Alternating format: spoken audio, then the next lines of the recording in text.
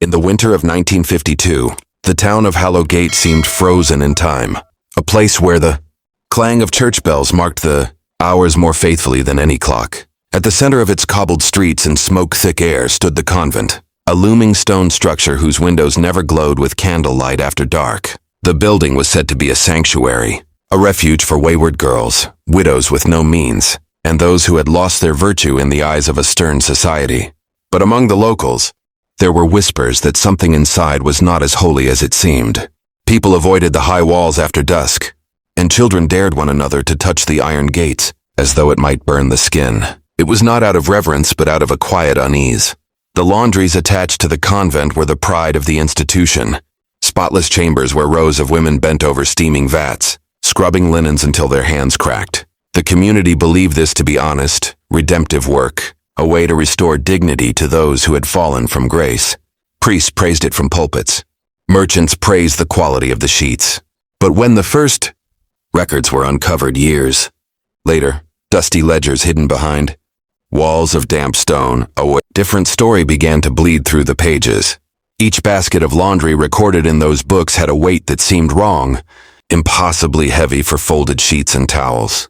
The figures lined up with an accountant's precision, yet the sums raised troubling questions. What exactly had been carried in those wicker baskets under the cover of night?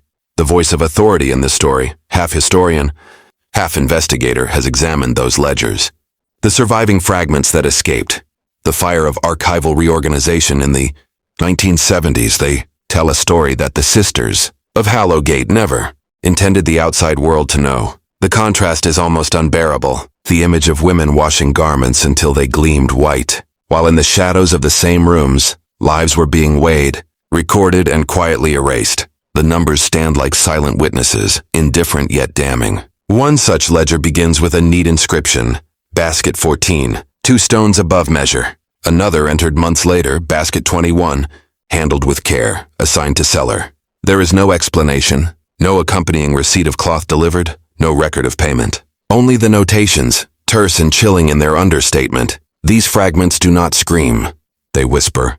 And yet it is in whispers that the deepest truths are sometimes told. What makes this account startling is not only what was found, but how long it was concealed. For decades, the townspeople walked past those high convent walls, believing that virtue and purity resided within. Mothers sent their daughters there with prayers that they might learn discipline, humility, perhaps even reclaim their place in society. The contrast between the convent's public promise of sanctuary and its hidden reality of suffering is the tension that haunts every detail of this case. Each page turned, each line item studied, pulls us further into that abyss of contradiction. This is where our story begins, with baskets that were meant to carry linens, and yet bore a weight far heavier than cloth. Their silence across the years compels us to listen closer, to ask what else might have been folded into the fabric of Hallowgate's spotless sheets.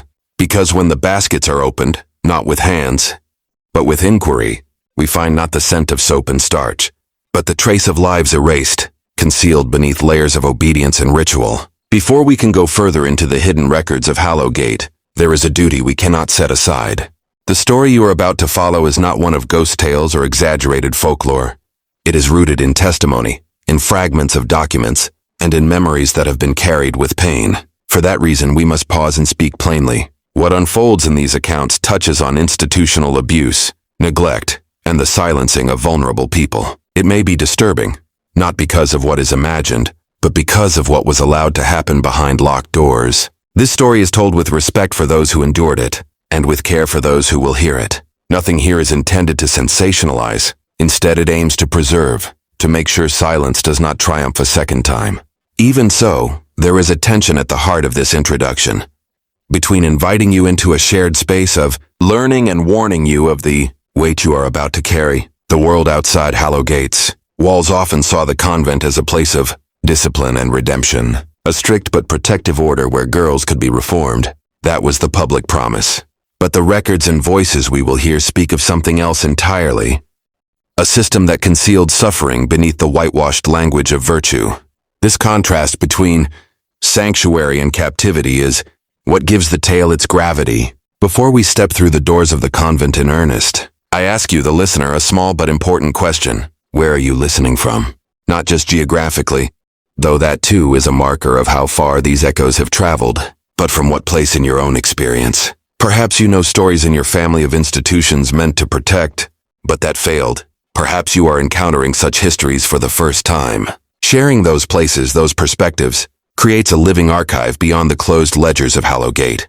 In that sense, your presence here is part of this investigation, because silence is most easily broken when more voices gather around the fragments. This case could be told simply as a catalog of abuses, but that would risk stripping the women involved of their humanity.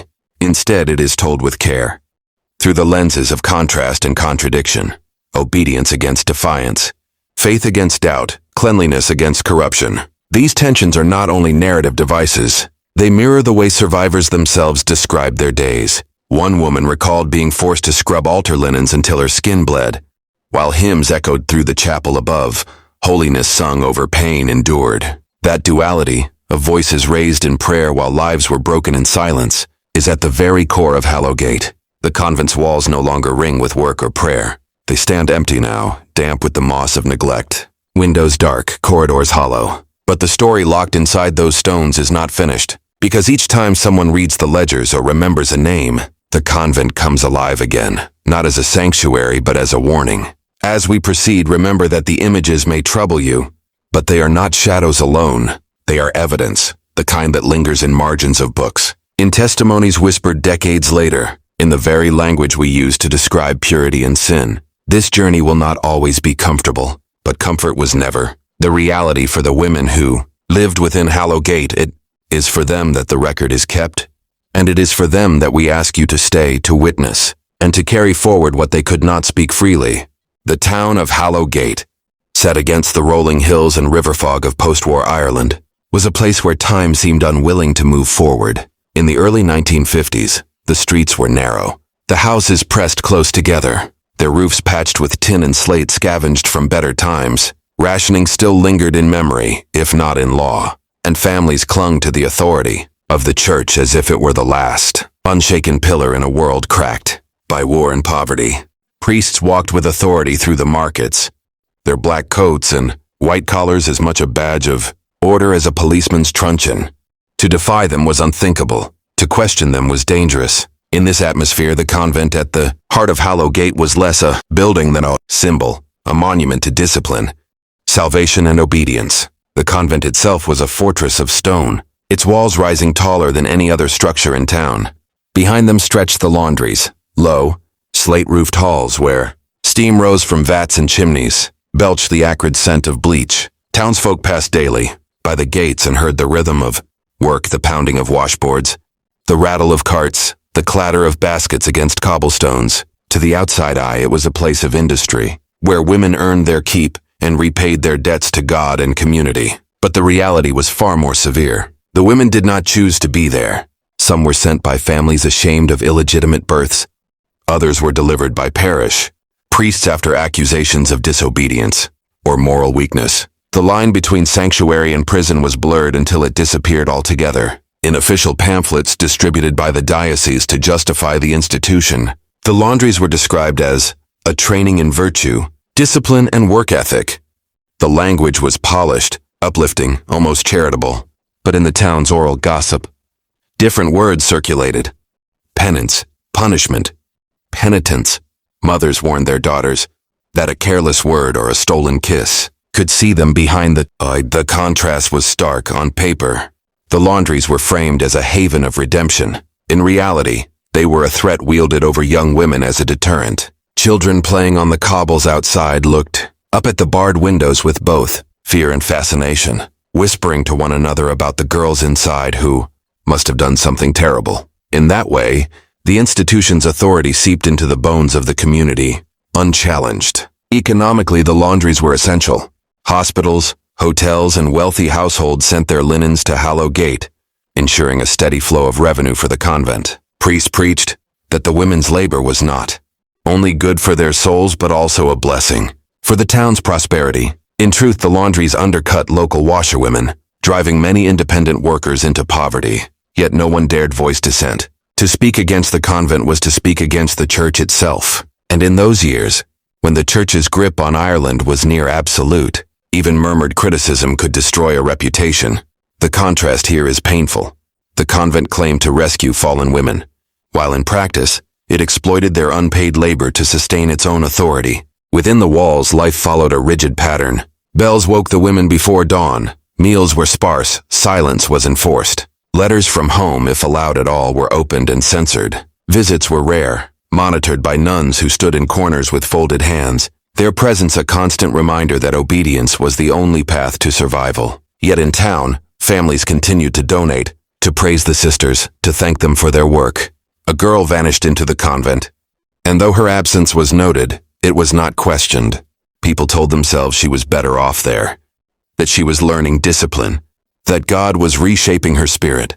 The entire community colluded, willingly or not, in preserving the facade. For modern readers and listeners, it may seem impossible to imagine such compliance. How could ordinary people ignore the obvious suffering? But it must be remembered that the social order was built on shame as much as faith.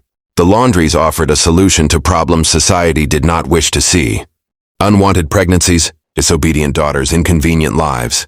And so the convent thrived, praised as both a moral guardian and an economic asset, even as within its walls the cost was measured not in money but in stolen years. This is the world we must step into, a town grateful for its convent, blind to its cruelty, bound together by fear of scandal and reverence for authority. To understand the incidents that follow, the missing letter, the vanished ledger, the broken basket, we must first understand the soil in which those secrets were buried. Hallow Gate was not merely a backdrop to the story of the Laundries. It was the soil that allowed them to grow, the silence that let them endure, and the complicity that made them unassailable. The first tremor in the silence of Hallow Gate came not from rumor or official investigation, but from a single sheet of paper, folded and forgotten in the pages of a family Bible. In the late 1970s, long after the convent had closed its doors, a parishioner sorting through her deceased mother's belongings came across the letter. It was addressed to no one in particular, though the ink at the top carried the faint trace of a Dame Mary C. The handwriting was small and careful, the kind of script taught in convent schools, yet the words themselves carried the pulse of desperation. She wrote of confinement, of endless hours at the washtub, of hands cracked and bleeding in cold water laced with lye. She begged whoever might read her words to tell her father she was alive, that she was not permitted to write, that she feared she would not see another Christmas outside those walls. "They tell me my sins keep me here," one line read. "But I do not know what sin I made." The contrast between the delicacy of the script and the rawness of the plea was startling, as if obedience had shaped her hand but not her heart. The letter had never been sent. Folded once, twice, and then hidden away, it bore no stamp, no envelope, no mark of travel. Whether it had been confiscated by a nun, abandoned in despair, or deliberately hidden by someone sympathetic inside the convent, no one could say.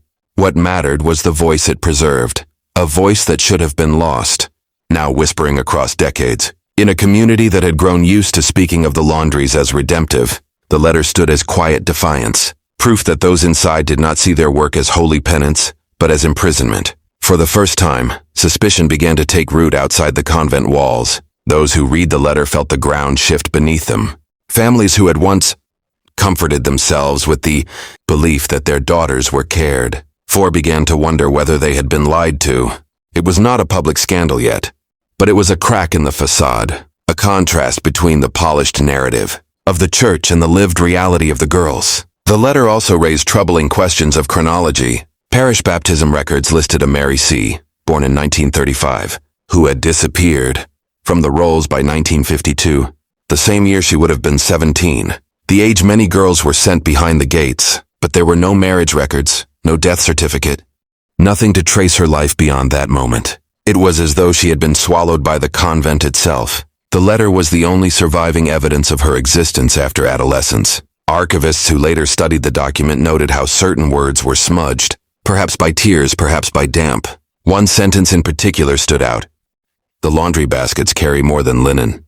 At the time, the phrase was enigmatic, almost metaphorical, but in hindsight it reads like a warning, a clue to the darker secrets still to surface. This single line would later be echoed by survivors in testimony, strengthening the sense that the women themselves knew their suffering was being hidden in plain sight. In town, When whispers of the letter spread, reactions split sharply. Some dismissed it as forgery, a piece of gossip crafted to tarnish the convent's reputation.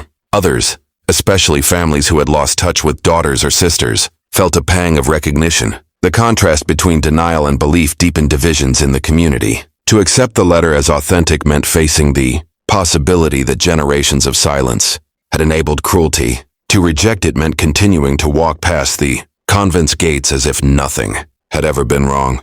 The document itself became an artifact of unease, too fragile to serve as hard proof, yet too vivid to ignore. It was the first thread pulled loose from the tightly woven fabric of Hallow Gate's history, and once one thread is pulled, the rest rarely holds. The second disturbance in the story of Hallow Gate did not arrive in the form of a smuggled plea or hidden testimony, but through the cold orderliness of a church ledger. In 1983, during a diocesan effort to consolidate parish records, an archivist noted something peculiar in the baptism and burial lists linked to the convent. Several young women appeared in baptismal registers as infants, their families recorded in neat cursive, but their lives seemed to vanish abruptly in late adolescence. The ledger showed abrupt entries of departed scrawled beside their names, followed by no further detail, no marriages, no burials, no emigration notes, nothing. The girls simply ceased to exist in the paper trail. At first glance, the entries looked routine, as if they had been meant to reassure.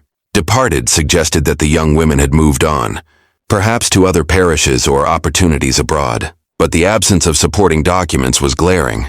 In Ireland at the time, emigration was common. Ships bound for America and England carried countless hopefuls, yet passenger manifests, census lists, and shipping logs yielded no trace of these particular names. It was as though they had been erased with deliberate care. The archivist, a man accustomed to order, began to compare the dates. He noticed that each departure coincided with years when the convent laundries expanded operations. New contracts with hospitals and hotels, increased volumes of linen, longer hours of labor. The contrast was jarring. The convent's business grew, while the women associated with it disappeared from public records. The economy thrived on the very silence of those who were missing. Then came the discovery of the vanished ledger itself. Inquiries revealed that an entire volume from the convent's internal accounts, covering the years 1949 to 1956, could not be found. The surviving ledgers were tidy, precise listing baskets, weights, and client payments. But this particular book was gone. Church officials offered vague explanations, a misplacement during renovations, accidental destruction in a damp cellar. But those who had seen the library shelves insisted that the book had once been there. Its absence spoke louder than any page could. What needed to be hidden within those years? The contrast between presence and absence sharpened the unease. Here was a convent obsessed with record-keeping, hours logged, punishments noted, even soap purchases detailed. And yet one book was gone, excised from the sequence as neatly as a tooth pulled from a jaw. Survivors later recalled that those were precisely the years when punishments grew harsher, when the baskets leaving the laundry felt different, heavier, when whispers of unmarked graves passed between the girls at night. Among the surviving volumes, one entry stood out, ink scratched over so heavily that the paper tore. Beneath the dark blot, faint outlines of names remained visible. Researchers used magnification to reconstruct some of them. Bridget, Eileen, and a surname too damaged to read. The act of erasure itself became evidence, proof that someone had wanted the names obscured. What sin could be so great that even the record of a life had to be struck away? In the town, when fragments of this investigation surfaced, explanations circulated quickly. Some said the girls had been sent abroad for better chances. Others muttered that they had run away or disgraced their families, but behind closed doors, families remembered daughters and sisters who had never returned, and whose letters home had ceased without warning.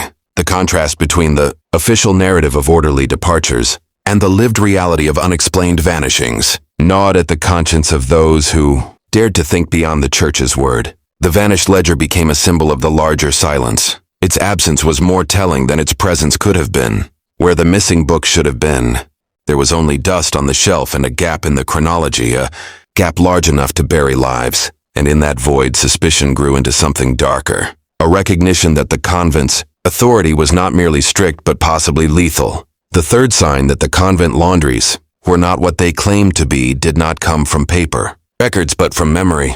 carried in the halting voice of an old man. In the late 1980s, a retired groundskeeper from Hallow Gate, long forgotten by the townsfolk, agreed to speak with a local journalist. His recollection was not written in ink, but in the slow tremor of speech, a man unburdening himself after decades of silence. He spoke of one night in 1954, a night he could never forget because it broke the ordinary rhythm of the laundry's work. The groundskeeper recalled being summoned after dark, something that almost never happened. The convent bells had already marked compline, the hour of final prayers, when a sharp knock rattled his cottage door. A nun stood there, her habit wet with rain, her face pale and unreadable. She told him he was needed at once. When he followed her into the courtyard, he saw two other sisters struggling to move a laundry basket onto a cart. It was not unusual for baskets to be moved at night, he explained, but this one was different. The wicker strained against its contents, sagging at the bottom as if something far heavier than linens pressed against it. He was ordered to help lift it. Even in his youth, with a strong back from years of labor, he found the weight staggering. It wasn't laundry, he muttered to the journalist, his eyes distant. Not laundry at all. The contrast between what his hands told him and what his ears were, commanded to believe, stayed with him for the rest of his life. The nuns urged haste, whispering to one another in tones that suggested fear, not discipline. They covered the basket with a thick canvas sheet and lashed it down tightly. When he asked where it was to be taken, he was told only, the cellar. The cellar was a place he rarely entered, a vaulted chamber beneath the laundry rooms that smelled of lime and damp. The sisters avoided speaking of it, but he had been there once before. To repair a broken door hinge, he remembered shelves of bottles, sacks of coal, and in the far corner, a trap door leading deeper still, into a space he had not been allowed to see. That night, he and the sisters wrestled the basket down the steps, each thud against the stone echoing louder than the last. When they reached the bottom, two other figures in habits were waiting, their faces obscured by shadows. They gave no thanks, only a curt nod, and the basket disappeared into the darkness. The old man admitted he had never asked again. In Hallow Gate, questions could be dangerous, especially when they touched the authority of the convent. But from that night onward, he avoided the laundry halls after sunset, and he found reasons not to linger when the sisters called. He carried the memory of that basket with him for decades, haunted not only by its weight but by the silence that followed. No record of that night existed, no entry in the convent's ledgers, no acknowledgement in parish accounts. It was as if the event had never happened, except that his back had felt it, and his conscience never forgot it. The journalist who recorded his account noted how the man trembled, not from age alone but from fear. Even 30 years later, he worried that speaking of it might bring consequences. The convent was empty by then, its walls abandoned to moss and decay, yet the shadow of its power still reached into the town. They told us we were lifting linen, he repeated as if convincing himself. But I know linen. Linen does not make a sound when it shifts. Linen does not settle. His voice broke before he could finish the thought. For the first time, suspicion moved beyond the realm of lost letters and vanished records, into the testimony of physical presence. Here was a man who had touched, carried, and delivered something that contradicted every public claim the convent made. The contrast between his lived memory and the convent's silence opened a deeper wound in the story. If the baskets held more than linen, what exactly was concealed beneath the white cloth and wicker? This was the moment when unease hardened into dread. 3 incidents, an unsent plea, erased names, and a basket too heavy to be innocent formed a pattern that could no longer be dismissed as coincidence. The ground beneath Hallow Gate's reputation was cracking, and soon it would give way entirely. It was in the early 1990s, decades after the convent's decline but long before its full reckoning, that the first figure of authority stepped into the shadows of Hallow Gate with more than idle curiosity. He was not a policeman or politician but a physician, a man whose trade was to read the body as others read a book. His name rarely appears in the surviving records. Some sources call him Dr. Keating, others Dr. Ahern. But what matters is the role he played. Unlike clerics or civil servants, he owed no loyalty to the church. His loyalty was to his patients, and it was through them that he stumbled into the unspoken truths of the laundries. One of those patients was a woman in her late 50s, admitted for treatment of a fractured wrist. Her medical chart listed her as unmarried, childless, with no next of kin. She was quiet, obedient, almost unnervingly so. But when the doctor examined her, he noticed scars on her forearms and deep calluses on her palms. the kind that could not have come from ordinary housework. They were the marks of repetitive, grueling labor, hands shaped by endless scrubbing, lifting, and hauling. When he asked about them, she replied in a low voice, "Laundry, the convent laundry." It was the first time he had heard a survivor speak, the name without reverence. The doctor's curiosity became concern when he compared her injuries to others he had seen in the region. He began to notice a pattern. Women of a certain age, unmarried, often withdrawn, carrying similar scars. Some bore chronic respiratory problems from years of inhaling bleach fumes. Others had misaligned joints from lifting heavy loads. Their bodies were case histories, testaments written not in ink but in bone and skin. The contrast struck him deeply. While parish records described these women as wayward souls, rescued by the convent, their bodies told of punishment and exploitation. At first he asked questions discreetly, almost hesitantly. In the course of routine checkups, he would inquire where a patient had worked in her youth. Some answered plainly, behind the gates. Others went silent, their eyes darting to the floor. When pressed gently, a few whispered details: waking before dawn, eating in silence, being locked in dormitories at night. Their words echoed the letter found years earlier, the same refrain of captivity and shame, and yet none of them had ever spoken to authorities. Who would believe me against them? One woman asked. That contrast between the church's unassailable power and the women's fragile voices haunted the doctor. He began keeping notes carefully and privately in a ledger of his own. Where the convent's missing book had once erased names, is sought to preserve them. Each entry recorded scars, ailments, and fragments of testimony.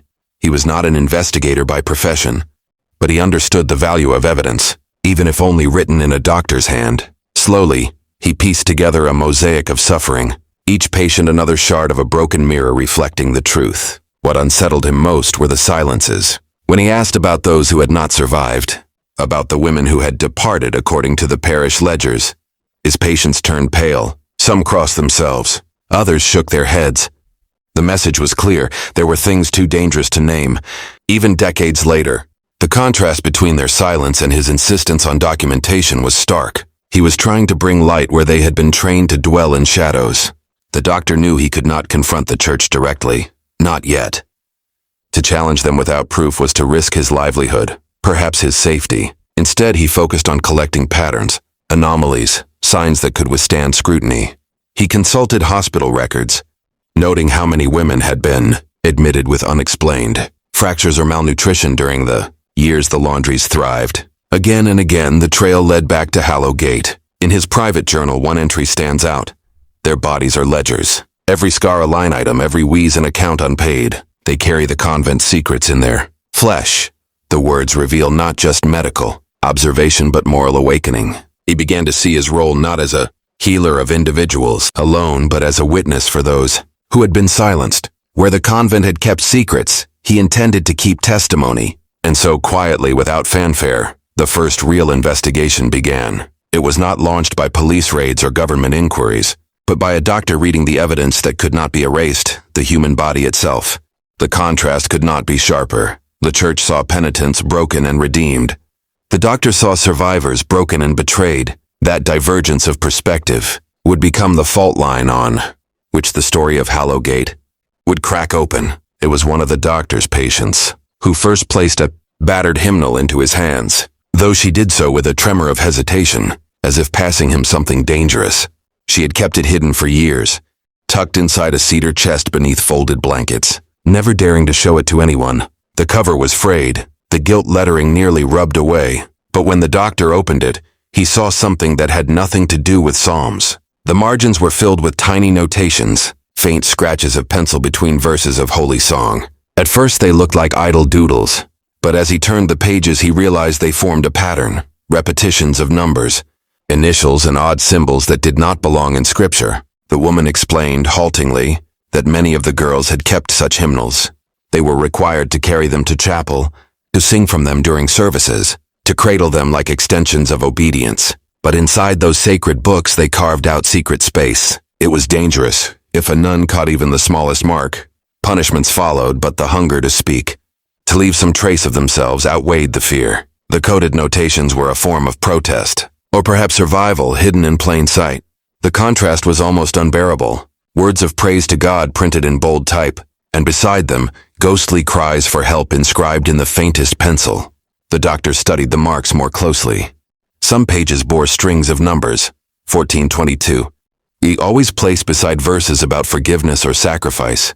Others carried initials repeated across different books, suggesting names of girls who had vanished. In one margin, faint but still legible, was a phrase in Irish, Nior fil Ciaris, she never returned. Another page contained a small cross drawn upside down beside the verse, He shall lift the humble. The annotations were not random. They were records, messages, fragments of testimony encoded within. The very object meant to enforce their submission. When the doctor compared this hymnal to others he was able to obtain, donated quietly by women who had once carried them, he saw the same language emerge again and again, the same initials repeated, the same cryptic numbers. Some girls had used simple ciphers, replacing letters with numbers, while others left single words that spoke volumes. Cold, locked, blood. The books became a hidden archive, proof preserved not by institutions, but by the desperate resilience of those trapped inside. Scholars who later examined these hymnals described them as palimpsests of resistance, where beneath the pious surface lay an underground record of suffering. Survivors said that writing in the books gave them a sense of still existing as individuals, even when their names were struck from ledgers and their voices silenced in dormitories. The contrast between scripture and subversion, faith and rebellion, revealed the complexity of their endurance. They had not been passive penitents as the church insisted. They had been active witnesses, carving their truth into the very fabric of the institution's worship. The doctor began copying these annotations carefully into his journal, cross-referencing initials with parish registers, trying to reconstruct the lives behind the marks. Some matched the names listed as departed in the missing ledger. Others had no trace in official documents at all. One hymnal carried a chilling notation beside Psalm 88, a psalm of abandonment, 2 baskets tonight. For him, it was the first direct link between the survivors, whispers, and the groundskeeper's memory. The laundry baskets that were said to carry more than linen had now entered the written record, encoded by trembling hands in the margins of prayer. This discovery transformed his private investigation. Until then, he had been collecting scars and silences, fragments of oral testimony that could be dismissed as memory's distortion. Now he held physical objects, artifacts that bore witness across decades. They were not official records. The convent had never intended them to exist, but that was precisely their power. The hymnals had survived because no one thought to destroy them. They looked harmless, even holy, while hiding voices of defiance inside. The contrast between their outward appearance and inner message became a metaphor for the convent itself. On the surface, spotless linens ordered prayer, humble women bent to discipline. Beneath secrecy, punishment, erasure. And just as the hymnals revealed hidden truths, so too did the convent's walls, if one dared to look closely enough. By the time the doctor placed the hymnals in front of sympathetic archivists, he knew the scale of what he had uncovered. This was no longer just a series of troubling stories. It was a system of concealment, encoded even in the objects of daily worship. Each verse sung in chapel had carried, in its margins, a silent counterpoint of suffering. And now, decades later, those counterpoints could finally be heard. The first attempt to raise these discoveries, beyond private notebooks, came not through courts or newspapers, but through the slow machinery of correspondence. The doctor, cautious and deliberate, sent his findings to the diocesan office in Dublin, attaching copies of the hymnals, marginalia alongside summaries of his patients' testimonies. His letter was respectful, even deferential. As if still half believing that the church might respond with concern, he asked for clarification about the missing ledger, about the girls whose initials appeared again and again in the hymnals, and about the accounts of harsh punishments. For weeks he waited, convinced that someone, somewhere within the institution, would feel compelled to answer. The reply, when it came, was a single sheet typed on diocesan letterhead. Its language was crisp, formal, and utterly impersonal. It acknowledged receipt of his letter, but warned against reckless conjecture. It claimed the convent's records had been misinterpreted by those unfamiliar with ecclesiastical administration. It insisted that the laundries were charitable homes for fallen women who had otherwise faced destitution. Your concern is noted, the letter concluded, but such allegations risk scandal where there is only sanctity. It was signed, not by a bishop but by a secretary, a faceless bureaucrat of faith. The contrast was brutal. Where the doctor saw scarred flesh and encoded cries for help, the institution saw scandal to be managed, reputations to be preserved. Where survivors whispered in fear of being disbelieved, the church now confirmed their worst suspicions by dismissing evidence outright. This was not merely silence, it was denial sharpened into doctrine. The doctor persisted, sending further letters this time, including transcriptions of the Irish phrase Neor. Phil C. Aris and the chilling. Note about 2 baskets tonight. He framed them as medical observations, as if detaching himself emotionally might lend weight. But each reply returned colder than the last. One memorandum, unearthed years later in diocesan archives, read it is unwise to entertain fictions authored by those seeking reparation. There is no basis to link these marginal notes with fact. Another declared, medical men are not historians. Their role is to heal, not to speculate.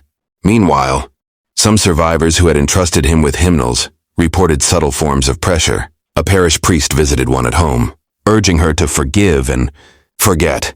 Another received a letter, reminding her that, to speak ill of holy women is to imperil one's soul.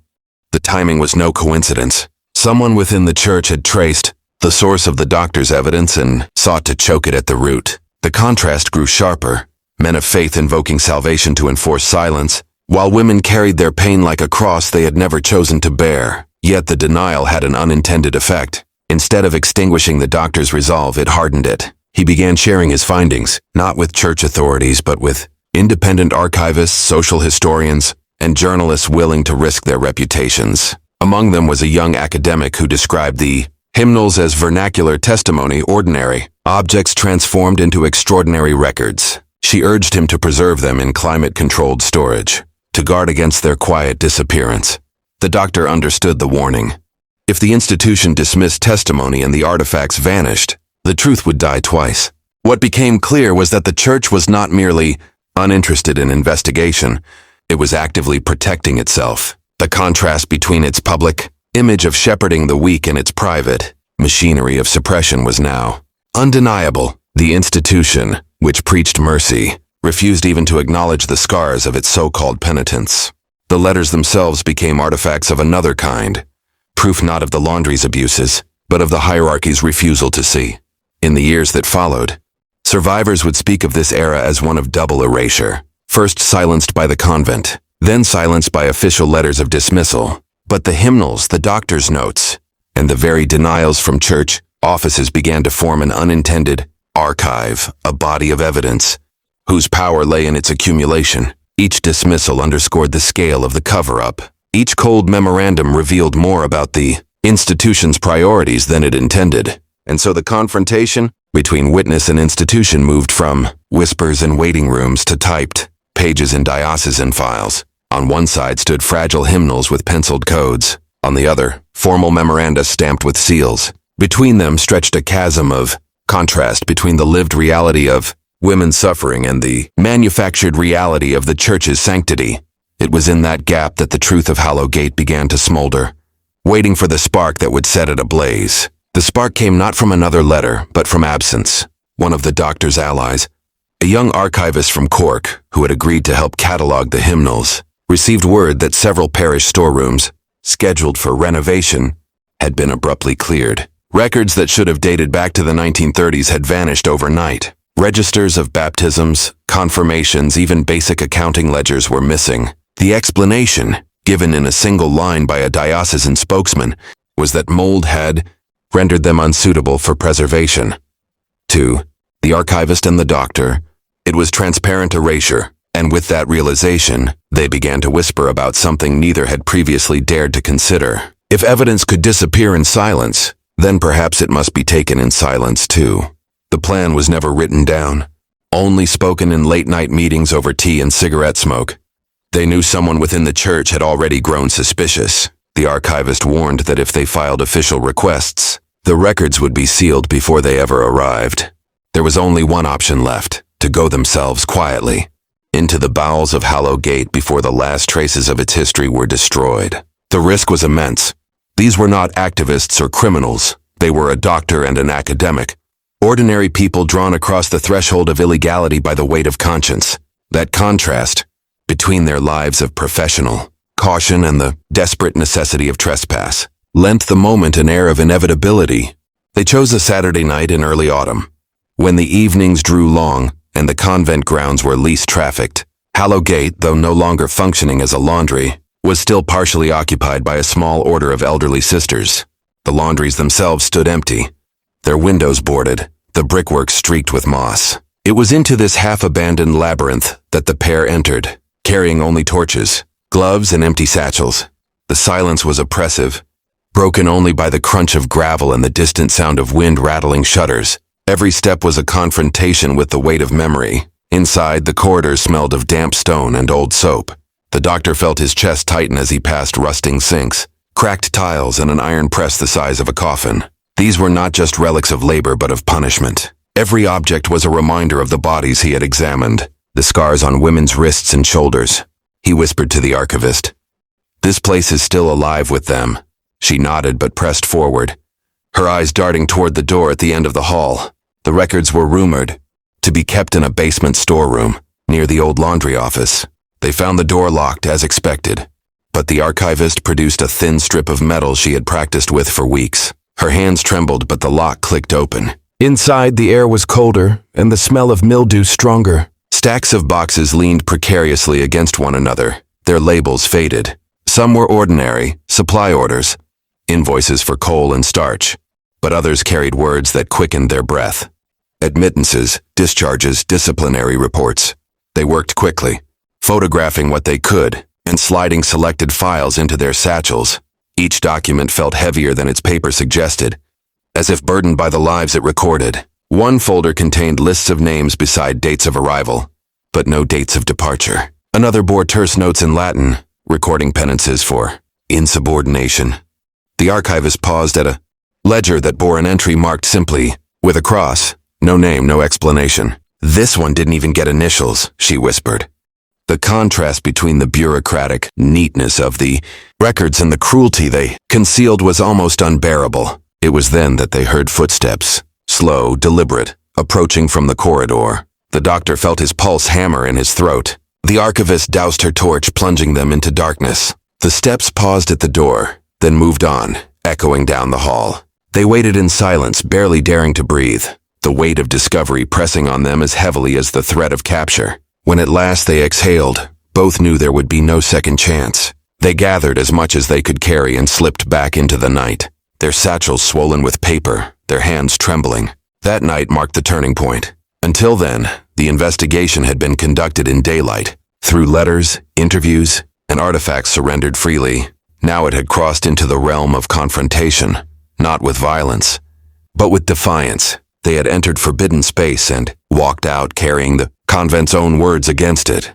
The contrast was absolute, an institution dedicated to secrecy, and two civilians armed only with torches and conscience. In that fragile act of trespass, the walls of Hallow Gate had been breached not physically, but morally. When the doctor laid the documents across his kitchen table, spreading them beside the hymnals, he saw how the pieces fit together. Scarred bodies, coded psalms, silent survivors, missing ledgers, and now the convent's own records, rescued from the shadow of destruction.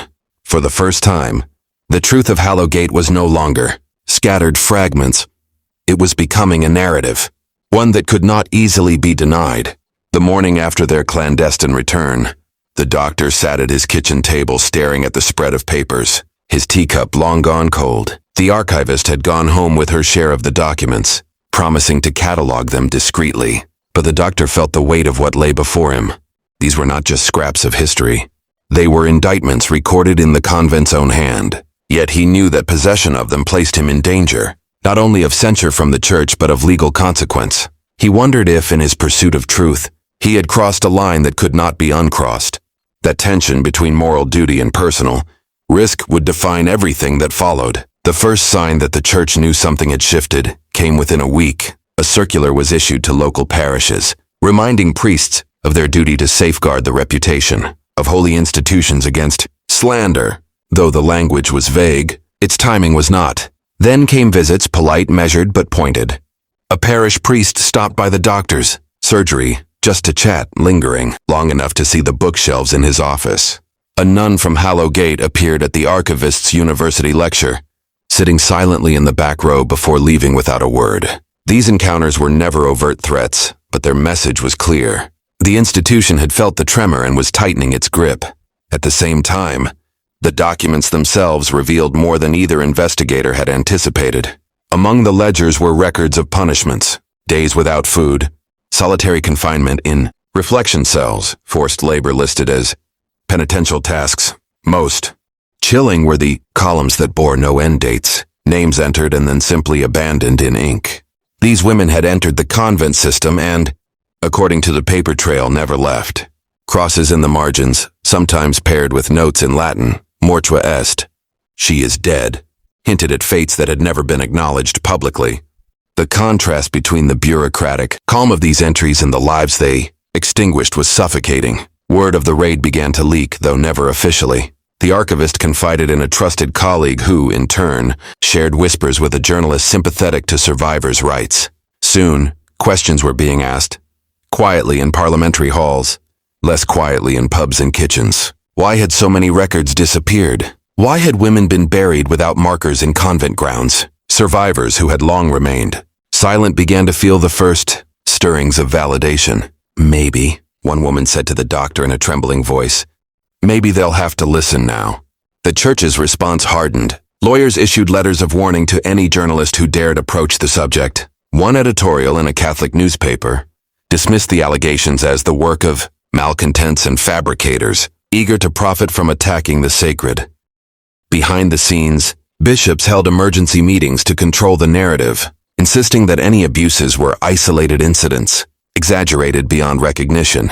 Yet every denial only underscored the growing gap between public trust and private truth. The contrast widened, a church preaching moral authority while scrambling to suppress the very evidence that questioned its virtue. For the doctor, the pressure grew unbearable. Anonymous calls at night rattled his nerves. Patients mentioned priests asking subtle questions about him.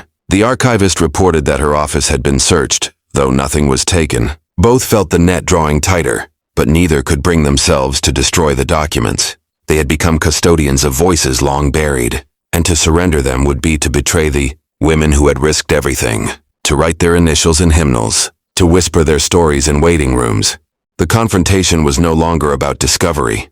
It was about survival, not just of individuals but of the truth itself. Each step forward seemed to provoke another act of institutional retaliation, yet neither the doctor nor the archivist could turn back. They had crossed into a space where evidence and danger lived side by side, where every action risked exposure, but every silence guaranteed erasure. By the close of that autumn, the matter had reached a fragile equilibrium. The church denied. The investigators persisted. The survivors waited. Everyone sensed that something larger was coming, a reckoning that could not be postponed forever. The question was no longer whether the truth would surface, but how much harm would be done before it did. It began with a single article, buried deep in the inside pages of a regional newspaper. The journalist who had spoken with the archivist had chosen his words carefully, too cautious to name names, but bold enough to suggest that anomalies had been uncovered in records from a former Convent Laundry at Hallow Gate. The piece raised more questions than it answered, but the questions were enough. Within days, radio stations picked it up, and within weeks, national papers began circling the story. The silence that had defined the laundries for generations was splintering, and the cracks were spreading fast. Survivors were the first to seize on it, women who had long carried shame, as if it were their own. Crime began to recognize themselves in the fragments of testimony described. One woman phoned the journalist, her voice shaking as she described being locked in a reflection cell for refusing to scrub blood from linens. Another wrote a letter to the editor, signed only with her initials, stating that she had carried coffins to the convent's burial ground without ever knowing who lay inside. Each new voice chipped away at the institution's carefully curated silence. The contrast between decades of erasure and the sudden rush of confessions was like floodgates breaking open. The church tried to contain the damage, but denial began to sound like evasion. Press statements assured the public that the laundries had been houses of refuge, not prisons. Bishops insisted that any records of punishment were taken out of historical context. Yet, these words landed differently now. set against the growing chorus of survivors speaking not from theory, but from lived memory. For every polished statement from a pulpit, there was a woman holding up scarred hands on camera, saying, "This is what they did to me." The contrast between polished rhetoric and raw testimony widened into a chasm.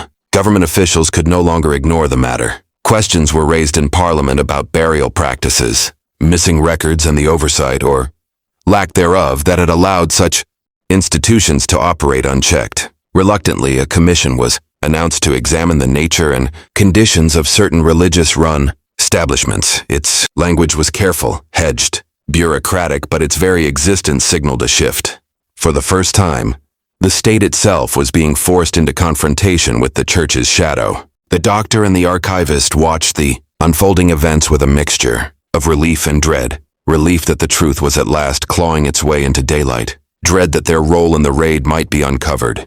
They understood that without the hymnals, without the seized ledgers, the first article might never have been written. Yet they also knew that exposure brought risk. If the church decided to strike back publicly, they could be painted not as witnesses but as thieves, agitators, even heretics. The very evidence they had saved could be used to discredit them. That duality, truth as both weapon and liability, haunted every step they took. Meanwhile, survivors who had once whispered in waiting rooms began to form groups. They met in church halls, community centers, even private homes, sharing their stories aloud for the first time. Some wept as they realized they were not alone. Others grew angry at the decades stolen from them. Journalists began attending these meetings, recording testimony, compiling lists of names. In one gathering, an elderly woman produced her own hymnal, its margins filled with the same faint scratches the doctor had documented years before. When she read aloud the phrase "Ni or fil ciaris" to a room full of women, the silence that followed was not of fear, but of recognition. They all knew who she was speaking of. The church responded with a new tactic: partial admission. A press conference was convened where a bishop acknowledged that standards of care may have fallen short in certain instances. He promised prayer, reflection, and a renewed commitment to transparency. But this half-confession only enraged survivors. One woman shouted at the television, "We don't need your prayers, we need you to admit what you did." The contrast between the survivors' demand for accountability and the institution's retreat into vague platitudes became painfully clear to the wider public. Sympathy began to shift. By winter, international media had taken notice. Foreign reporters framed Hallow Gate as part of a broader scandal, one that echoed patterns in other countries where institutions had hidden abuses under a cloak of sanctity. The story was no longer local or even national. It was global, and with that shift, the balance of power began to tilt. For the first time, the church was on the defensive, and the survivors' voices carried further than the convent walls could ever have contained. The commission set its first hearings for the following spring, promising to summon witnesses, review records, and inspect burial grounds. Whether it would deliver justice remained uncertain, but its symbolic power was undeniable. What had begun as faint pencil scratches in hymnals and a doctor's quiet notes had swelled into a movement demanding answers.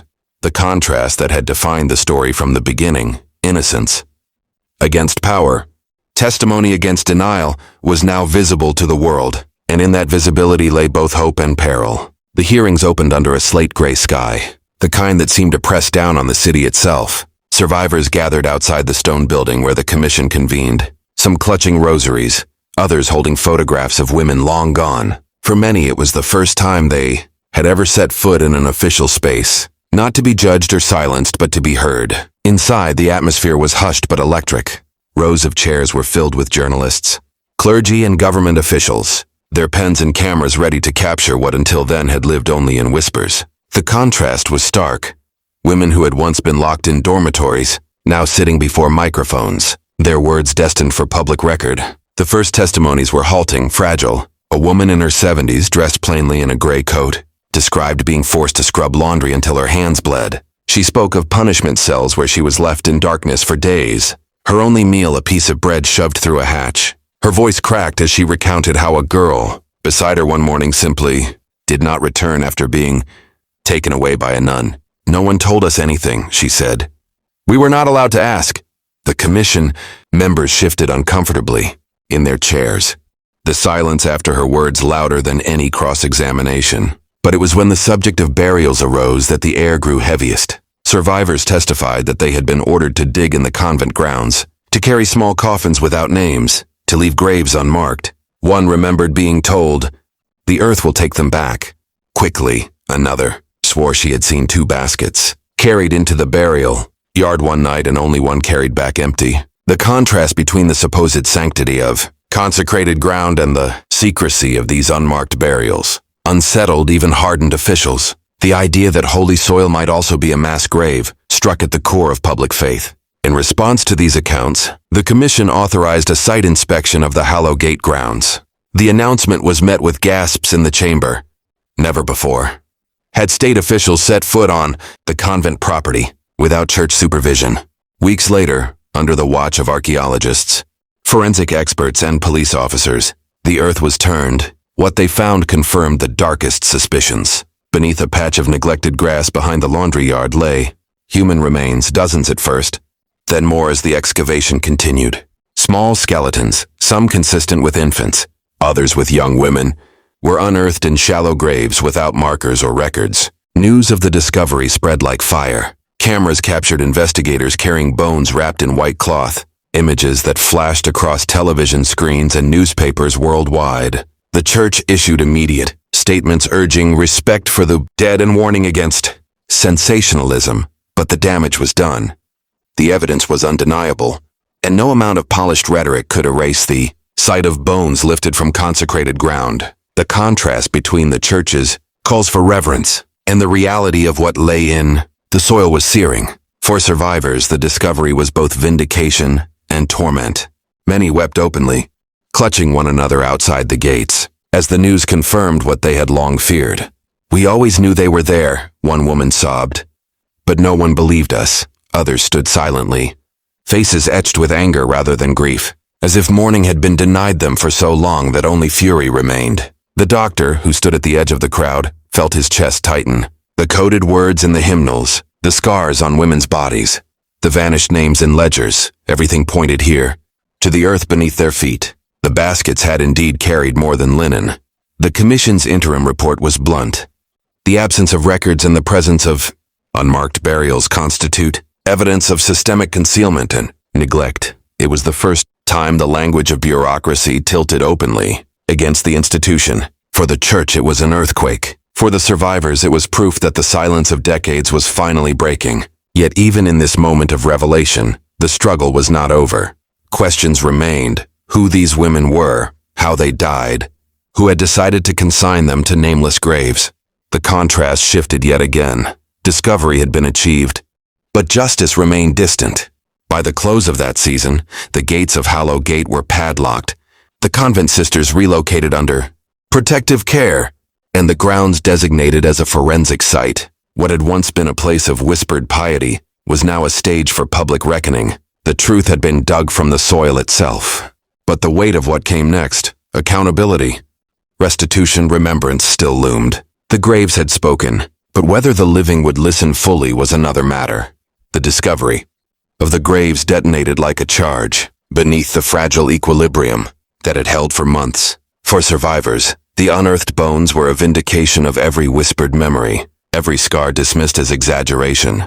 For the church, they were a catastrophe threatening not only its reputation but its very claim to moral authority. Almost immediately, 2 opposing currents surged into motion, one of advocacy and demand, the other of denial and retreat. The confrontation was no longer about speculation or testimony. It was about the undeniable presence of the dead. Survivor groups grew rapidly in the weeks that followed. What had begun as quiet meetings in borrowed halls now swelled into packed assemblies. Women who had once been ashamed to speak their past, aloud, now stood at microphones, in front of crowds, naming names, recounting punishments and describing labor that had broken their bodies. Journalists recorded their words, activists transcribed them, and lawyers began drafting petitions demanding full state accountability. The contrast between decades of forced silence and this sudden roar of voices was electrifying. For many survivors, it was the first taste of solidarity, the first time they realized they were part of something larger than their own pain. The church, meanwhile, deployed a strategy of controlled damage. Press conferences were staged with bishops expressing profound sorrow, while insisting that no deliberate harm had ever been intended. Carefully chosen spokespeople repeated the phrase regrettable lapses rather than crimes, yet these performances were undercut by simultaneous actions behind the scenes. Legal teams filing injunctions to prevent further excavation, private investigators attempting to trace who had leaked the documents from the raid, and subtle pressures on sympathetic politicians to slow the pace of inquiry. The contrast between public contrition and private obstruction only deepened the perception of hypocrisy. Parliament, caught between growing outrage and the weight of centuries-old ties to the church, teetered on the edge of decisive action. Some ministers spoke passionately in support of a full inquiry, citing the graves as incontrovertible evidence of systemic abuse. Others hesitated, warning against destabilizing the nation's faith or casting shadows on the countless good works of religious institutions. The debate revealed fault lines not only in politics but in the national soul.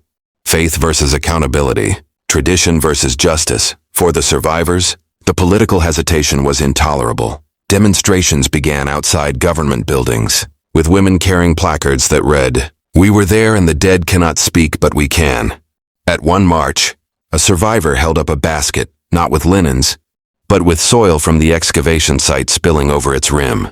The symbolism was unmissable, a living echo of the truth hidden in the convent's walls. The doctor, watching from the edge of the crowd, felt the gesture strike him with the weight of everything he had uncovered. The baskets had once been instruments of concealment. Now they had become vessels of revelation. Backlash against survivors grew in tandem. Some local priests preached sermons warning parishioners not to be swayed by bitterness. Letters appeared in newspapers, accusing the women of fabricating their stories for compensation. Anonymous calls harassed organizers, reminding them of their pasts with cruel insinuations. The contrast was bitter. Women who had endured decades of silence now endured public hostility for daring to speak. Yet unlike before, they were no longer isolated. Each attack only strengthened their resolve, drawing more attention to the very truths detractors sought to bury. The commission itself felt the pressure. Its hearings, once procedural, now drew throngs of reporters and protesters. Survivors demanded to know why proceedings were so slow, why names of responsible clergy were not made public. Commissioners struggled to balance legal caution with the moral urgency pressing down on them. Every delay, every careful phrase risked being seen as complicity. The contrast between bureaucratic process and human urgency became almost unbearable in the hearing chambers. And then late one evening, a new blow landed. A document leaked from diocesan offices revealed that senior clergy had known for decades about the burial practices at Hallowgate. The memorandum, written in the 1960s, advised discretion in the handling of unregistered burials and warned that discovery could bring grave disrepute upon the order. Its language was chilling in its detachment, as if human remains were merely a public relations problem. When the leak reached the press, the outrage was volcanic. Survivors' testimonies were no longer isolated accounts. They were corroborated by the church's own cold words. By the close of that winter, the narrative had shifted irreversibly. No longer was the story framed as possible abuses in an obscure convent. It had become a question of national reckoning. How could such a system have existed for so long, and who had allowed it to persist? The contrast that had animated the story from the beginning between innocence and authority, concealment and truth, was now laid bare for the world. The church was no longer in control of the narrative. The survivors were. The hearings reached their boiling point on a cold spring morning when survivors, armed with their stories and the weight of the leaked memorandum, confronted the state directly. The chamber chosen for the confrontation was too small for the crowd that gathered. The corridors overflowed with journalists, activists, clergy, and ordinary citizens who had come to witness what many now called the trial of conscience. Inside the long oak tables where ministers and commissioners sat were no longer symbols of control. They had become barriers between the people and their government. The contrast was palpable. Those who once held all the power now sat on the defensive, their every word scrutinized under the glare of public outrage. A survivor named Bridget took the stand first. Her voice was quiet, but the silence in the room amplified every syllable. She described how she had entered Hallowgate at 14, punished for being too forward with a neighbor's son. She spoke of endless days bent over steaming basins, of punishments that left welts on her back, of seeing girls vanish without explanation. Then she produced a folded sheet of paper, the leaked memorandum. Her hand trembled as she read aloud the line about discretion in the handling of unregistered burials. Gasps rippled through the room. The contrast between her lived pain and the church's cold bureaucratic language struck like a hammer blow. Government officials attempted to deflect, arguing that the state had limited oversight in matters of religious institutions during the period in question, but the survivors were ready. One after another, they rose with copies of work permits, hospital records, and letters proving that the state had not only known, but had actively facilitated the system. A frail woman produced her discharge form, stamped with both the convent's seal and a government office signature. "You can't say you didn't know," she told the panel. "You wrote me out." The line was picked up instantly by the press, echoing in headlines the next morning. The doctor was called to testify next. He described in clinical detail the patterns of scarring, malnutrition, and trauma he had documented in survivors' bodies. His testimony was dispassionate yet devastating.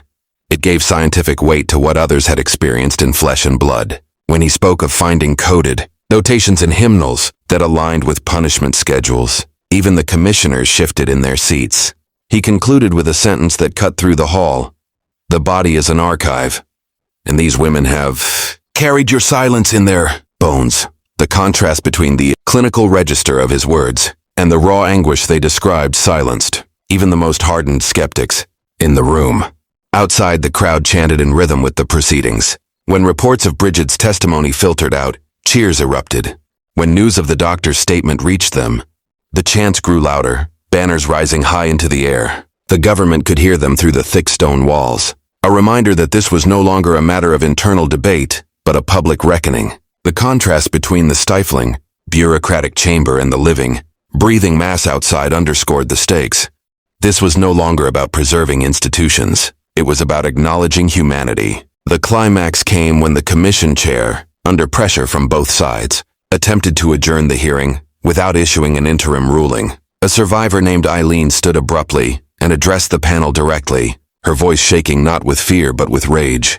"If you leave this room without admitting what happened, you are no different than those who locked the doors on us." The chamber erupted, shouts from survivors, counter-protests from clerical representatives, pounding on tables from activists demanding the session continue. Guards moved in to restore order, but the atmosphere had shifted permanently. The survivors had seized the moral ground. That evening, images of the confrontation filled television broadcasts. Survivors standing firm against the rows of suited officials, their faces etched with defiance. Newspapers ran headlines declaring a national reckoning and the dead speak through the living. For the first time, the state could not contain the narrative. The contrast was absolute. Once voiceless victims were now the arbiters of truth, while those in authority scrambled to explain themselves to a furious public. By nightfall, the government released a terse statement promising a comprehensive review and acknowledging grave wrongs committed. Was not yet an apology, but it was a crack in the edifice, one that survivors vowed to widen. The confrontation had not delivered full justice, but it had forced acknowledgement, and in that moment, the survivors had claimed a victory measured not in verdicts or compensation, but in the simple, unyielding recognition of truth. The days following the confrontation were marked not by relief, but by a tightening of shadows. The church, humiliated before the nation and the world, began to marshal its considerable influence. In pulpits across the country, priests delivered carefully crafted homilies that urged forgiveness, patience, and a balanced view of history. Bishops gave interviews to sympathetic newspapers framing the Laundries as a product of their time, while suggesting that modern society had no right to impose contemporary values on past generations. This reframing sought to recast systemic abuse as mere cultural misunderstanding. The contrast was sharp.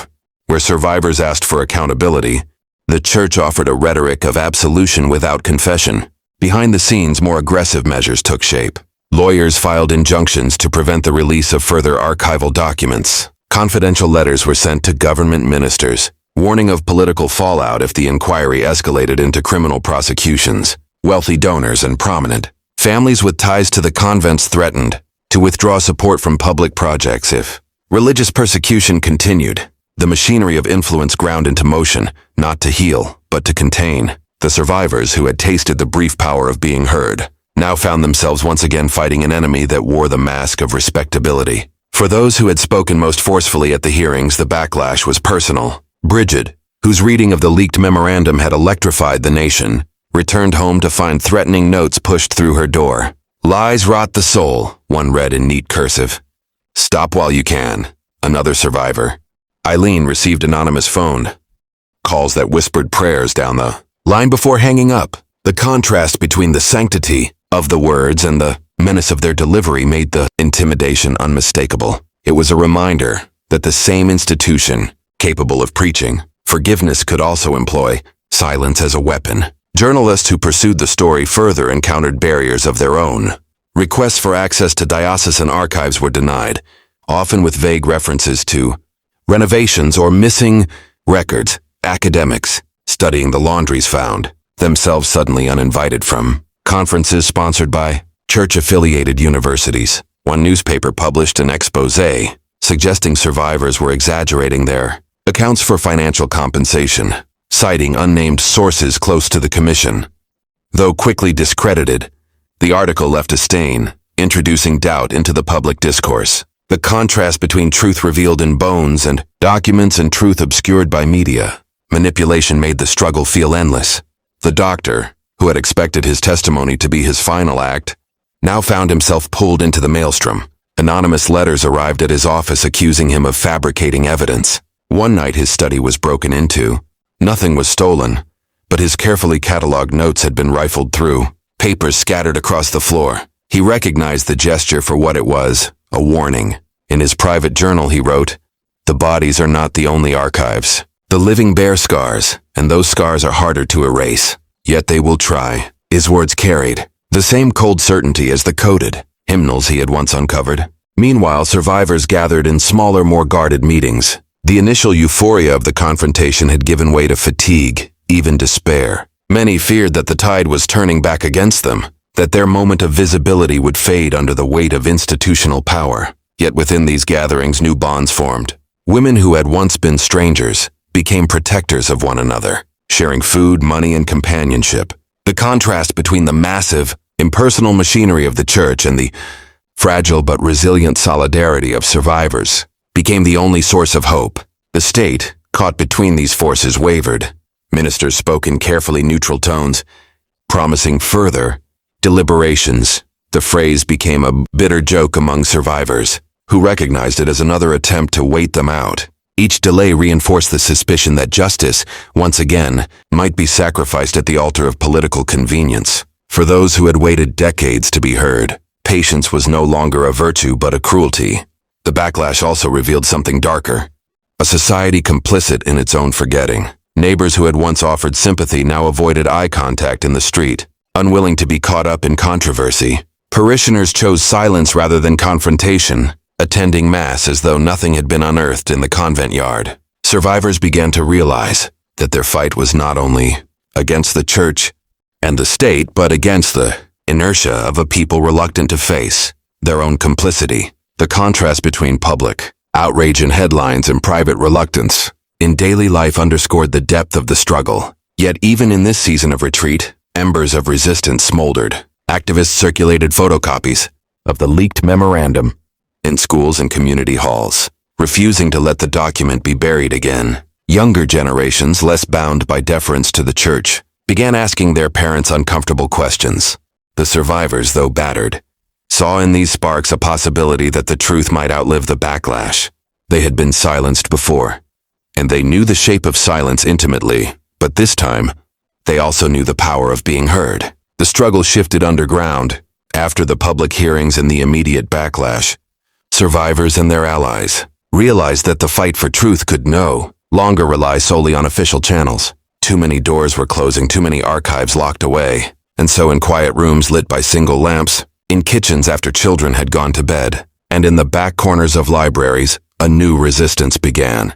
The contrast was stark. Once these women had been watched constantly, every move scrutinized by nuns with keys, and now it was they who kept watch, over documents, over secrets, over each other. The doctor became a central figure in this hidden network. His study, once just a repository of medical records and forensic notes, transformed into a kind of archive in exile. Survivors brought him fragments, work permits, scraps of ledgers, photographs smuggled from convent walls years earlier.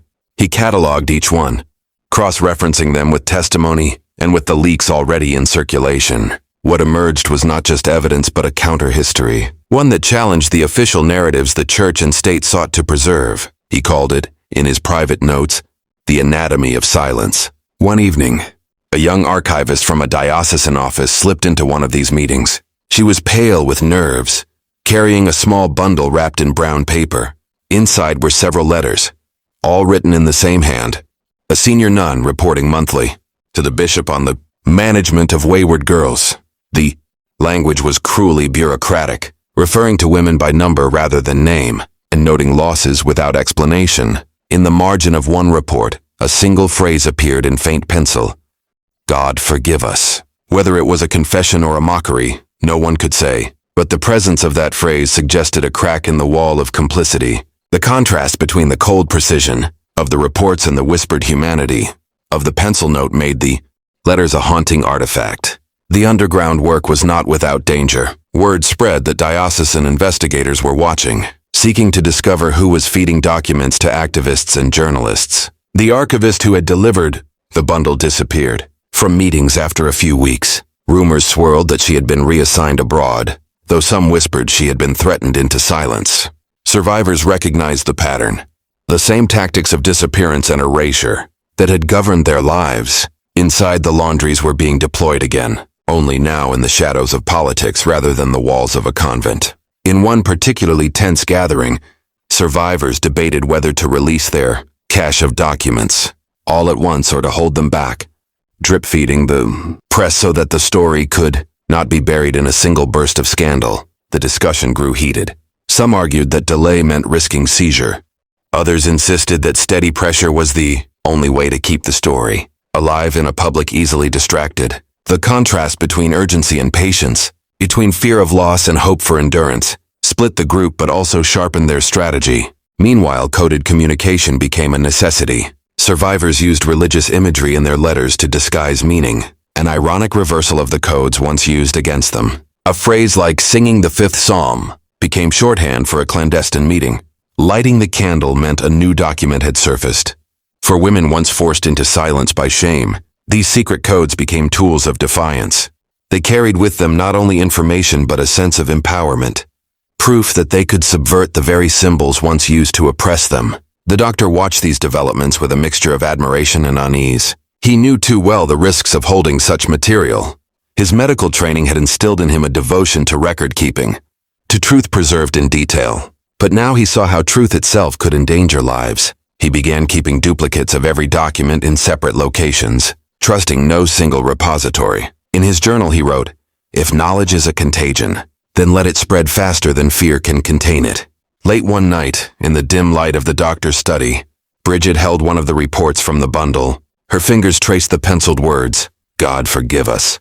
She whispered to herself, they knew. For her, the proof was not just in bones or graves but in ink and paper, in the handwriting of those who had overseen her suffering. The artifacts were not only evidence, they were confessions, even if unwilling ones. The contrast between her trembling voice and the unfeeling letters crystallized the meaning of their clandestine work. To force the truth into daylight, even if daylight seemed far away. By the end of that season, the underground archive had grown into a formidable body of material. Ledgers, letters, receipts, photographs, all copied and preserved in hidden places. It was not yet enough to topple the walls of silence, but it was enough to ensure they could never be rebuilt without cracks. The church and the state could suppress hearings, obstruct commissions, and smear survivors. But the artifacts were multiplying beyond their reach. The baskets had once been tools to carry linen, to carry secrecy. Now, metaphorically, they carried documents, proofs, of lives lost and truths denied that no authority could contain forever. The dam finally burst in the summer of that year. For months, survivors and their allies had guarded their growing archive like contraband, moving boxes of copied letters in the trunks of cars, hiding folders beneath loose floorboards, and encrypting scanned pages onto discrete memory drives. But secrets, however carefully guarded, eventually demand release. The decision came after one more attempt by government officials to delay the Commission's findings, citing the need for further consultation with ecclesiastical authorities. To survivors, it was a betrayal too far. They gathered in the doctor's study late into the night, the air thick with cigarette smoke and fatigue, and resolved that if institutions would not speak, they themselves would. The contrast was stark.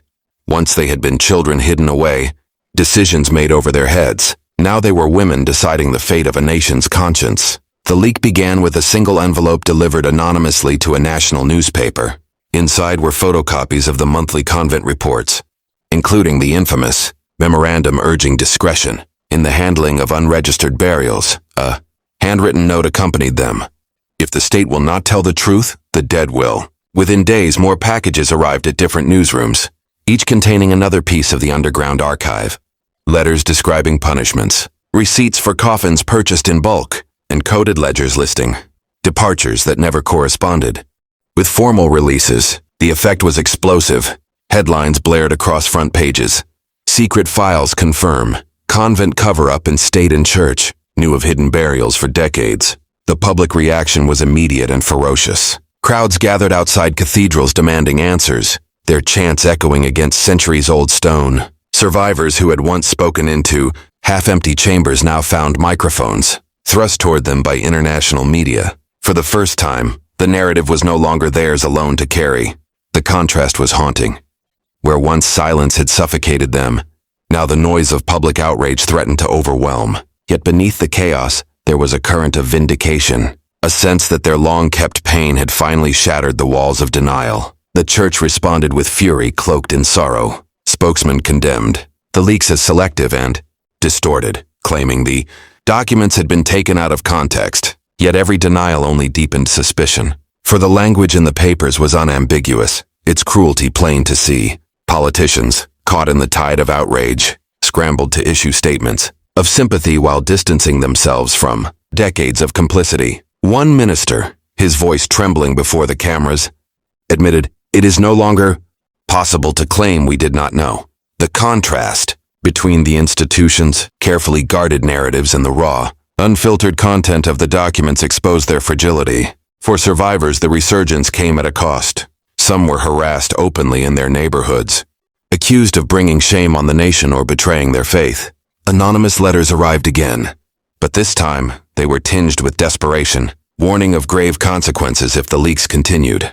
Bridget, who had been at the heart of the network, found herself followed in the street by strangers in dark coats. Eileen received a letter addressed not to her, but to her granddaughter, invoking threats of damnation should the family persist. The contrast between newfound visibility and persistent intimidation revealed that victory was not without peril. The doctor became the reluctant public face of the archive. Journalists sought him out for comment, pressing him to authenticate the documents. His clinical authority lent weight to the papers, yet he hesitated each time he stepped before a camera, knowing that exposure made him a target. In one televised interview, he spoke words that would be replayed endlessly. These documents do not reveal a few regrettable mistakes. They reveal a system designed to disappear people. The soil gave us bones. The archives give us names. The phrase lodged in the public imagination, merging forensic truth with moral reckoning. International attention soon followed. Foreign papers picked up the story, comparing Hallow Gate to other scandals of institutional abuse. Human rights organizations issued statements of solidarity, demanding that Ireland confront its past fully and openly. Survivors received letters from abroad, some from other women who had endured similar institutions in different countries, others from strangers who simply wrote, "We believe you." The contrast between the denial they still faced at home and the recognition arriving from across oceans was both comforting and bitter, a reminder of how long their own society had refused to listen. Inside the church, the resurgence created fractures. Younger priests, disillusioned by the mounting evidence, began speaking quietly to journalists, hinting at further records still hidden in diocesan basements. Not all were willing to protect the edifice of silence. The contrast between those clinging to power and those seeking truth made clear that the institution itself was no longer united. For survivors, this fracture was a sliver of hope. If even the faithful within the church could not ignore the evidence, then perhaps the tide was irreversible. By the end of that summer, the archive was no longer a secret stash guarded in private homes. It was a matter of national record, its fragments published in print and broadcast across airwaves. What had begun as whispers in small kitchens and coded letters passed, in fear, had become a chorus impossible to mute. The baskets of linen, once instruments of concealment, had given way to bundles of paper, the final proof that what the survivors carried in memory was not just trauma but history. The contrast was total. Silence had become testimony, secrecy had become evidence, and denial had become impossible. The storm that had been building for years finally broke into action, with the leaks circulating internationally in public demonstrations, swelling to tens of thousands. The government could no longer defer behind committees and cautious statements. The demand was clear. Something decisive had to be done. Under pressure from human rights groups, the press, and even members of parliament who feared losing their seats, the state authorized what survivors had been calling, for all along, a full raid and forensic inspection of Hallow Gate itself. The contrast was breathtaking. The convent that once symbolized untouchable sanctity would now be entered by officers in uniform, their warrant not one of deference but of accountability. The operation began at dawn. Police vans rolled quietly through the mist, flanked by forensic teams and archivists carrying sealed evidence boxes. Survivors gathered outside the gates, some praying, others shaking with rage, as the iron doors creaked open. For decades, those gates had been the threshold of captivity. Now they were breached by the state. Bridget stood in the front, gripping a rosary not as a symbol of devotion but of defiance. She whispered to those around her, "We are here this time. They cannot hide it again." The contrast between the women's trembling, bodies in the cold, methodical efficiency of the officers underscored the weight of the moment. Inside, the convent was eerily still. The remaining sisters, old and frail, had been instructed to gather in the chapel, their voices raised in hymn as investigators fanned out across the property, the sound of sacred song echoing down corridors. Filled with locked rooms and sealed cupboards created an unsettling duality. Prayer on one end, exposure on the other. Officers pried open doors long rusted shut, revealing storage rooms stacked with boxes labeled in faded ink, laundry accounts and staff logs, special cases. Dust rose in clouds as files were lifted from the shelves, many discolored with age but intact. Forensic experts immediately began cataloging, their latex gloves a jarring modern intrusion into a cloistered world frozen in time. The most haunting discovery came from beneath the floorboards of the laundry itself. An officer's flashlight caught the corner of a wooden chest, its lid nailed shut. When pried open, it revealed dozens of small notebooks, each bound in rough twine. Inside were handwritten records, names, dates, and in many cases, coded notations for punishments or deaths. One entry, dated 1954, read simply, "Transferred to the care of the earth." Another, from the following year, listed 3 numbers without explanation, followed by the initials of a supervising sister. The contrast between the plain, domestic setting of the laundry room and the sinister ledger hidden within its floor captured the very essence of the scandal. Ordinary tools of care repurposed for cruelty and concealment. Word of the raid spread instantly. News crews broadcast live from outside the convent gates, their cameras capturing both the official vehicles and the tear-streaked faces of survivors pressing forward to glimpse what was being carried out. The state, long accused of turning a blind eye, was now forced to appear as the agent of revelation. Yet even in this moment of reckoning, tensions flared. Lawyers representing the church attempted to block removal of certain documents, citing canonical privilege. Arguments broke out in the courtyard, with survivors shouting over the officials' claims. "Those are not holy papers, they are our lives." The clash of voices reflected the deeper confrontation. Sacred secrecy versus human testimony.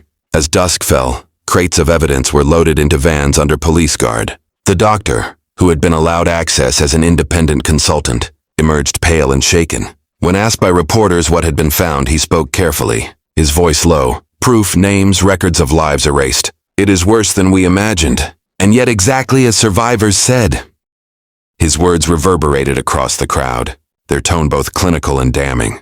Survivors wept, not only for themselves, but for the countless women whose names had finally been pulled from silence. The contrast between the doctor's restraint and the raw grief outside drew a line between evidence and emotion, both equally undeniable. But the raid did not end cleanly. In the days that followed, rumors spread that certain files had vanished before officers arrived, spirited away by sympathizers within the church. Whispers circulated of bonfires in the countryside, of records shredded in rectory basements. Survivors feared that even in this decisive moment, concealment was still at work. The state promised a full accounting of what had been seized, yet doubt lingered. Had they truly uncovered the whole archive, or merely what had been left to be found? The contrast between the triumph of the raid and the suspicion of continued erasure underscored how fragile justice remained. For survivors, the raid was both catharsis and wound. To see their memories confirmed in paper and ink was vindication, but it also reopened old griefs in ways few were prepared for. Many stood outside the gates long after the officers had gone, staring at the darkening convent windows. "We should have been freed years ago," one woman whispered. "Now they dig it up as though it's history, but it is still our life." The statement captured the aching paradox that justice delayed may never truly feel like justice at all. By the end of that week, the government announced a tribunal to examine the seized evidence, promising full transparency. Survivors knew better than to trust words alone, but for the first time the momentum felt irreversible. The raid had not only uncovered documents, it had shattered the illusion that secrecy could endure. The contrast had reached its starkest form. Where once there was silence, there was now a record. Where once there was concealment, there was confrontation. And though the fight was far from over, the gates of Hallow Gate had been broken, not by faith but by truth. The tribunal convened months after the raid, but the weight of its task felt centuries old. The evidence taken from Hallow Gate filled rows of shelves in the secure archive of the Capitol, each box stamped with the same case number, HG72. Survivors were invited to testify, their stories now framed, not as isolated recollections, but as corroborated accounts supported by the convent's own hand. Officials sat in silence as the ledgers were read aloud, each entry echoing the words that had haunted the survivors for decades. The contrast was chilling.